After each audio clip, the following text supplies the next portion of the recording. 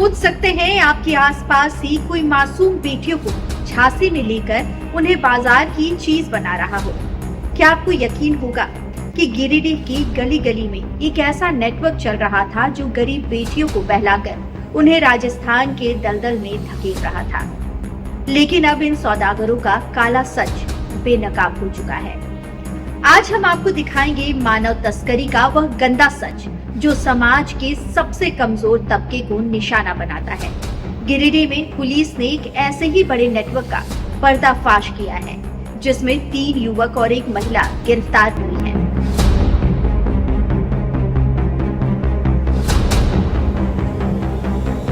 भारत में हर साल हजारों लड़कियां मानव तस्करी की शिकार होती हैं।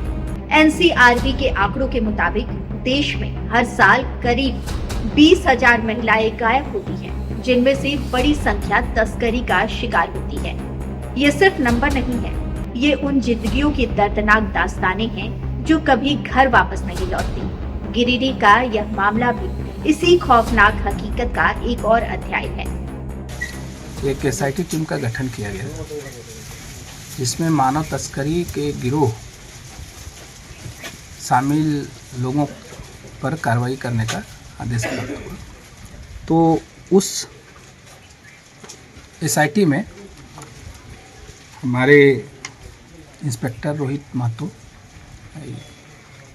जम्मू अंचल और मणिकांत थाना प्रभारी मणिकांत कुमार, जम्मू थाना प्रभारी धर्मेंद्र कुमार अग्रवाल, हिरोडी थाना प्रभारी ओम प्रकाश, थाना प्रभारी डोमचांच, वेद प्रकाश पांडे एसआई जम्मू और तकनीकी शाखा के जोधन कुमार महतो और अन्य पुलिस बल के साथ एक टीम का गठन किया गया। इस टीम ने मानव तस्करी की घटना का उद्भेदन किया है और इसमें ऐसा है कि 4 अभियुक्त गिरफ्तार हुए हैं। सुशीला देवी, विनोद कुमार, सुनील यादव और बबलू प्रसाद।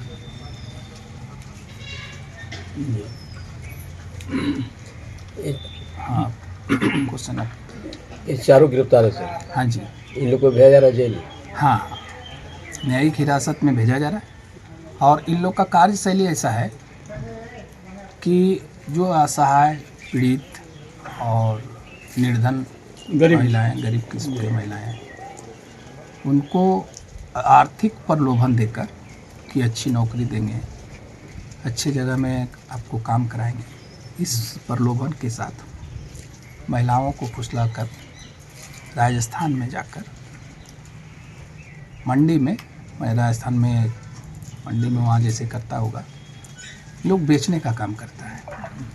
तो जहाँ बिकता है उसकी राशि को ये प्राप्त कर लेता है और महिलाएं वहाँ विवश होती है काम करने के लिए। उसी टीम में ये एक धंधा कुछ दिनों से लगता है चल रहा है और अतिशीघ्र इसका उद्भेदन हो गया। इसमें कुछ और अभियुक्त जो हैं जो इसमें संलिप्त रहते हैं उनकी भी गिरफ्तारी का प्रयास किया जा रहा है।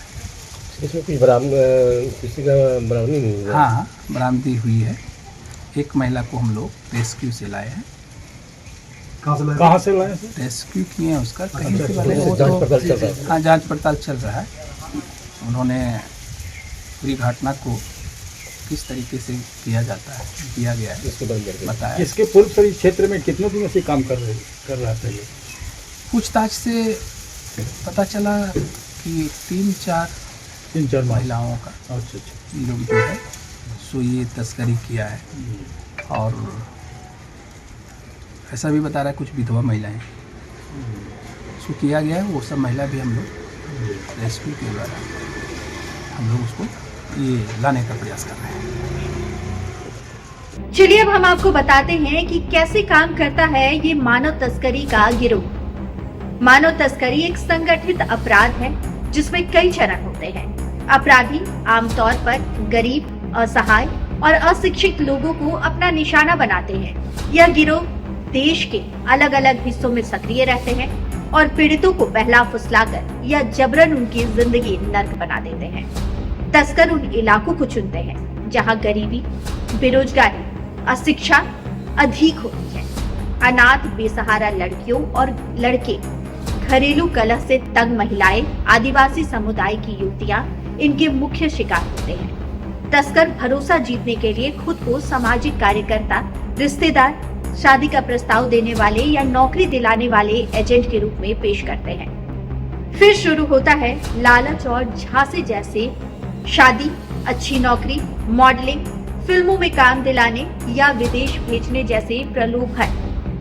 कई बार गरीब माता पिता खुद भी बच्चों को बेहतर भविष्य के नाम पर इन्हें सौंप देते हैं। कुछ मामलों में परिवार पर आर्थिक दबाव डालकर या कर्ज के बदले बच्चों को बेचा जाता है।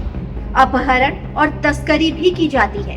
कुछ मामलों में जब पीड़िता मना करती है तो उसे जबरदस्ती किडनैप कर लिया जाता है। ट्रेन, बस या ट्रक के जरिए उन्हें दूर दराज के राज्यों या देशों में भेजा जाता है। पुलिस से बचने के लिए कई बार फर्जी दस्तावेज भी बनाए जाते हैं। पीड़ित को देह व्यापार, जबरन मजदूरी, घरेलू नौकर, भीख मांगने या अंग तस्करी के लिए भेज दिया जाता है। लड़कियों को कोठों, स्पा सेंटर, होटलों और बार में जबरन भेजा जाता है। कुछ को जबरदस्ती नशे का आदी बनाकर उनकी मर्जी के खिलाफ इस्तेमाल किया जाता है। जबरन गुलामी और हिंसा की जाती है।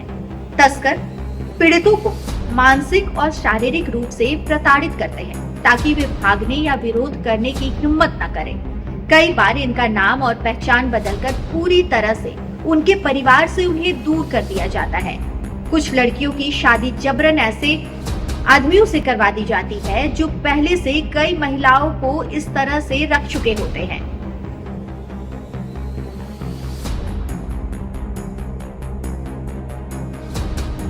चलिए अब हम बताते हैं कि कैसे होती थी इन मासूमों की सौदेबाजी। बेटी बचाओ सिर्फ एक नारा नहीं बल्कि एक जरूरी चेतावनी है। मानव तस्करी में मासूम बच्चियों को भी नहीं बख्शा जाता। इससे सबसे पहले बिचौलिए का जाल बिछता है। गांव-गांव में तस्करी के एजेंट सक्रिय रहते हैं जो पीड़ितों के माता पिता को पैसों का लालच देते हैं। आपकी बेटी की शादी अच्छे घर में करवा देंगे या इसे शहर में अच्छी नौकरी मिलेगी जैसे बहाने बनाते हैं। बाजार में सौदा किया जाता है। लड़कियों की कीमत उनकी उम्र और उनकी खूबसूरती के आधार पर लगाई जाती है। राजस्थान, हरियाणा और उत्तर प्रदेश में शादी के लिए लड़कियां बेची जाती है क्योंकि इन राज्यों में लड़कियों की संख्या कम है। कुछ मामलों में लड़कियां 20,000 से 2 लाख रुपए तक बेची जाती है। बिक्री के बाद शोषण किया जाता है। शादी के नाम पर खरीदी गई लड़कियों से घरेलू नौकरों की तरह काम कराया जाता है और शारीरिक शोषण किया जाता है। कोठों में देह व्यापार के अड्डों के बीच बेची गई लड़कियों से जबरन काम करवाया जाता है और भागने की कोशिश करने पर उन्हें पीटा भी जाता है। बेटियां बिकाऊ नहीं हैं। फिलहाल तो गिरिडीह के इस गिरोह को तोड़ दिया गया है, लेकिन लड़ाई अब भी जारी है।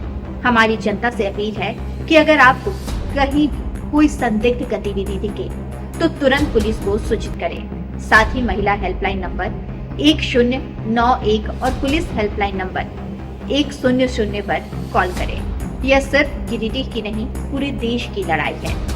अगर आज हम नहीं जागे तो कल कोई और मासूम इस दलदल में फंस जाएगी। हमारा मकसद सिर्फ खबर दिखाना नहीं बल्कि समाज को जगाना भी है। सोचिए, सवाल पूछिए और सच के साथ खड़े रहिए, क्योंकि हमें मानव तस्करी से देश की बेटियों को बचाना है।